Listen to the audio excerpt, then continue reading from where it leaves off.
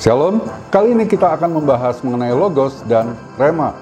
Logos seringkali diartikan sebagai firman yang sekedar tertulis, yang belum tentu kita mengerti, saudara. Atau kalaupun juga kita mengerti, nggak ada dampak apapun juga di hati kita, saudara.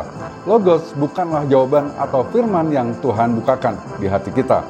Logos juga seringkali kita anggap sebagai sekedar tulisan di Alkitab, yang mungkin hanya sekedar menambah pengetahuan saja, saudara. Nggak ada dampak apapun juga di hati kita.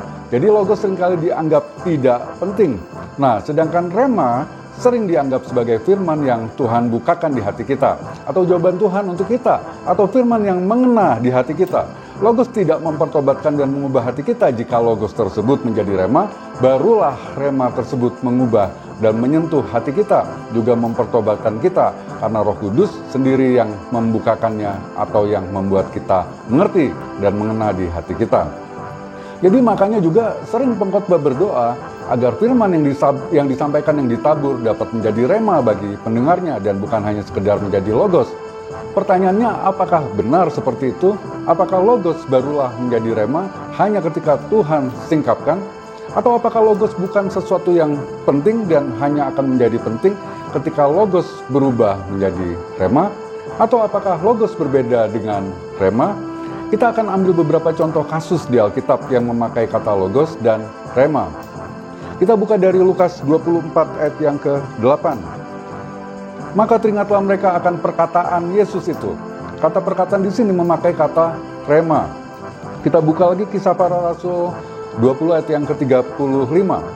Dalam segala sesuatu telah kuberikan contoh kepada kamu bahwa dengan bekerja demikian kita harus membantu orang-orang yang lemah dan harus mengingat perkataan Tuhan Yesus, sebab ia sendiri telah mengatakan adalah lebih berbahagia memberi daripada menerima.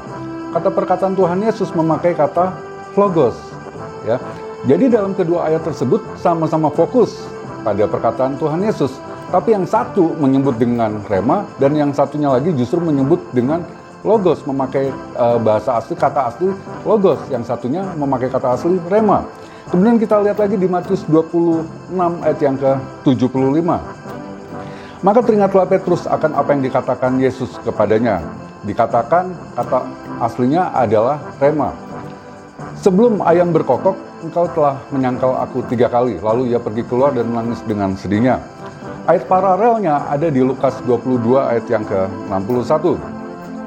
Lalu berpalinglah Tuhan memandang Petrus, maka teringatlah Petrus bahwa Tuhan telah berkata kepadanya. Kata berkata di sini memakai kata asli logos. Sebelum ayam berkokok pada hari ini, engkau telah 3 kali menyangkal aku. Nah, jadi ternyata ayat yang menceritakan kisah yang sama justru memakai 2 kata yang berbeda, saudara. Yang satu memakai kata rema dan yang satunya lagi memakai logos dengan pengertian yang sama persis, tidak dibedakan. Nah, ada juga anggapan bahwa Roh Kudus akan membuat logos menjadi rema. Faktanya kita buka Kisah Para Rasul pasal 10 ayat yang ke-44. Ketika Petrus sedang berkata demikian, kata berkata memakai kata asli rema.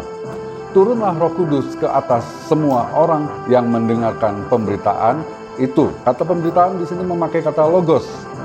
Ya, jadi yang disampaikan oleh Petrus adalah rema, tapi yang didengar jemaat atau sampai kepada jemaat justru adalah logos. Ya, padahal selama ini anggapannya adalah yang disampaikan itu adalah logos, yang diterima, yang dibukakan Roh Kudus di jemaat barulah rema, yang sampai ke jemaat barulah rema.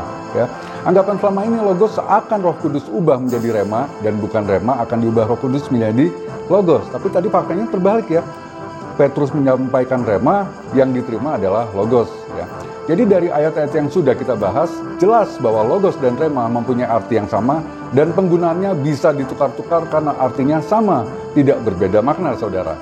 Selama ini logos juga dianggap sebagai sekedar firman atau tulisan yang tertulis di Alkitab yang hanya sekedar tertulis atau disampaikan oleh pengkhotbah. Tapi firman tersebut gak bisa menyentuh hati kita, gak bisa merubah kita, gak bisa mempertobatkan kita, karena logos tersebut belum dirubah oleh Roh Kudus menjadi rema di dalam hati kita. Logos tersebut masih adalah logos dan belum menjadi rema. Apakah benar demikian? Ya, kita lihat faktanya, saudara.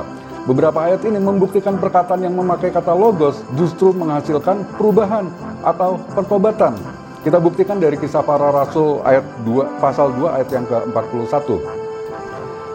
Orang-orang yang menerima perkataannya itu, ya, kata perkataan di sini memakai kata logos, memberi diri dibaptis, dan pada hari itu jumlah mereka bertambah kira-kira 3.000 jiwa. Kemudian Kisah Para Rasul 4 ayat yang ke-4. Tetapi di antara orang yang mendengar ajaran itu, memakai kata aslinya logos, saudara, banyak yang menjadi percaya sehingga jumlah mereka menjadi kira-kira 5.000 orang laki-laki. Kita lanjutkan Kisah Para Rasul 11 ayat yang pertama.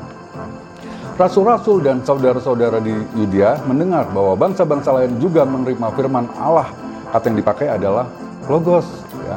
Kemudian Kisah Para Rasul 13 ayat yang ke-48. Mendengar itu bergembiralah semua orang yang tidak mengenal Allah dan mereka memuliakan firman Tuhan. Kata aslinya adalah logos. Dan semua orang yang ditentukan Allah untuk hidup yang kekal menjadi percaya. Kemudian 1 Petrus 1 ayat yang ke-23.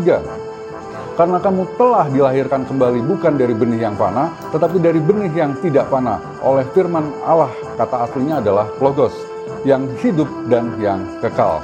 Jadi semakin jelas, saudara, ya, semakin jelas bahwa ayat-ayat tadi memakai kata logos dan berhubungan dengan pertobatan, dengan keselamatan, ya, dengan pembaruan. Ya. Rema selama ini juga dianggap selalu positif. Kita lihat faktanya dari Matius 12 ayat yang ke-36. Tetapi aku berkata kepadamu, setiap kata sia-sia, kata di sini memakai bahasa asli adalah rema, yang diucapkan orang harus dipertanggungjawabkannya pada hari penghakiman. Jadi rema ternyata tidak selalu bermakna positif seperti dalam kata sia-sia tersebut, saudara. Kesimpulannya, rema dan logos adalah kedua kata yang memiliki arti dan makna yang sama, tidak seperti anggapan yang beredar selama ini, saudara. Jika saudara mempunyai pertanyaan apapun seputar firman Tuhan atau mengenai kepastian hidup kekal dalam Yesus, saudara bisa tulis pertanyaan tersebut di nomor WA 0896 7075 6381. Nomor WA juga akan saya cantumkan di kolom deskripsi. Tuhan memberkati.